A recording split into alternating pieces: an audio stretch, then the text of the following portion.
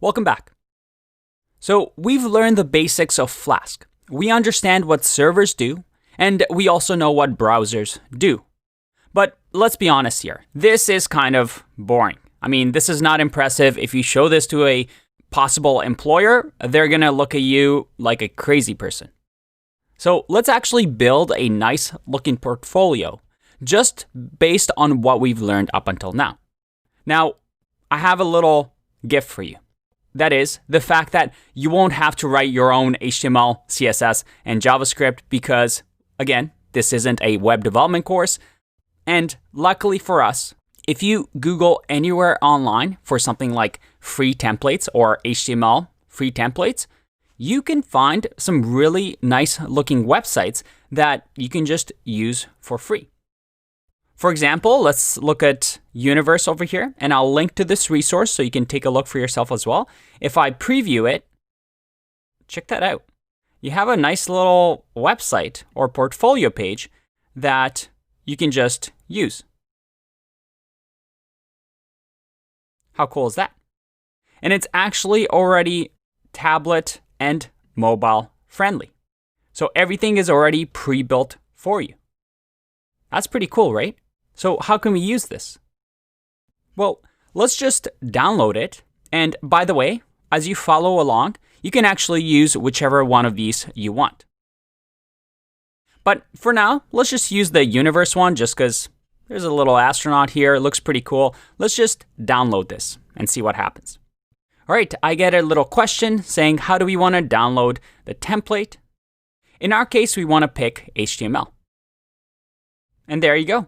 We get a nice little zip folder, and now we have this downloaded. So let's open this up. And oh boy, that's a whole lot of files and folders. So what should we grab from here? Well, there's a few things. First, this is the sample page. We actually don't need this, so let's just move it to trash. Next, we have assets. These are, well, different assets for our page to work, such as the astronaut page. So we'll keep that around. And then we have our HTML pages, which we definitely need. And then it looks like we have some JavaScript files and CSS files. Now there's a .gz here, which is what we call a compressed file, a gzipped compressed file. So this is just a way for the server to send a file, or the JavaScript file, which you can see is 138 kilobytes, but in a compressed form, so 44 kilobytes. So this way we're sending less data to the front end. And then we also have something like map, which actually helps us during debugging.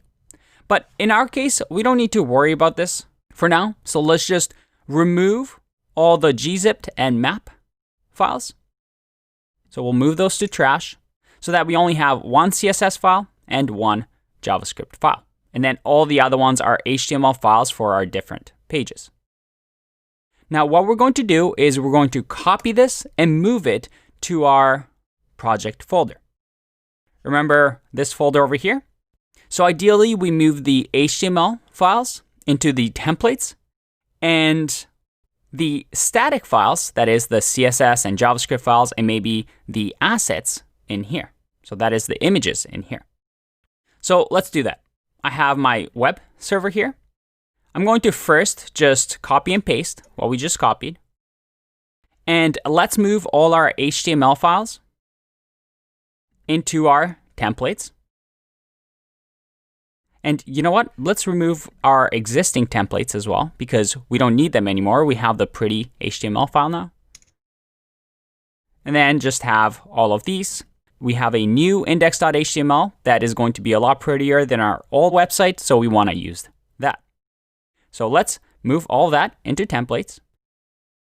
And then let's do the JS and CSS file, as well as the assets folder into the static. Awesome. So now that we have that set up, let's go back to our project and look at that. We have a lot more HTML that we haven't written, but luckily it's already created for us. Now, the last bit of setup is that because we moved our files around, we need to adjust the links between the HTML, CSS, JavaScript, and all the asset files. So if we scroll, if we go to index.html, we see that we're looking for the favicon in assets favicon. But because this is in static folder, we have to add static in here. So let's find where else we're using the assets in here. All right, so it looks like, let's make this a little bit bigger. So it looks like here for our background image, we're once again looking for the space image, but that's, as we know, in the static folder. And let's see where else we have. Oh, we have over here as well. Let's do static. Let's keep going. Static. All right, everything is all good now. We have the static folder. Oh, and we have to make sure we add a slash in front of the dot. Dot just means current directory, and then look in the static folder. So let's go back. Make sure we do that for everything. There we go. And there we go. Now let's save this. And I don't think we're completely done yet, but for now, let's go into our server.py. And for our home route, let's remove what we've had before. And let's just call it my home function. That takes no parameters. And instead, it's just going to return for us our index.html with no passed in parameters. So let's save, go back to our page or my website, and see what we get when we refresh. All right, that's a pretty ugly website, but it looks like at least we're displaying something. But right away, we notice that, it looks like there's no CSS being applied. It looks like we have some HTML, but the links aren't working either. So once again, this is because we have to update the links between the files. So what we'll do is actually go back to index.html, and in the head tag, we see that we have our style sheet, our CSS file, but again, we have to update this to have it in the static folder, as well as the JavaScript file, which if we scroll all the way to the bottom, we have the JS file here, which once again will be in the static folder. All right, let's save and go back and see if that makes things better. Hey, look at that. That's pretty cool. Mind you, this looks a little big because I increased the size of my website by doing command plus and minus, just so we can see better. But that's pretty awesome. Now, if I click on, let's say, works, I get works.html does not exist.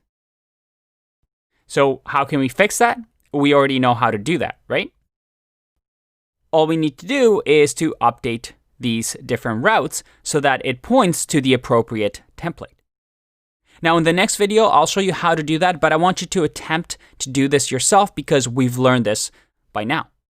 So try to make the website work exactly like we had it over here on our mashup templates, and I'll see you in the next video.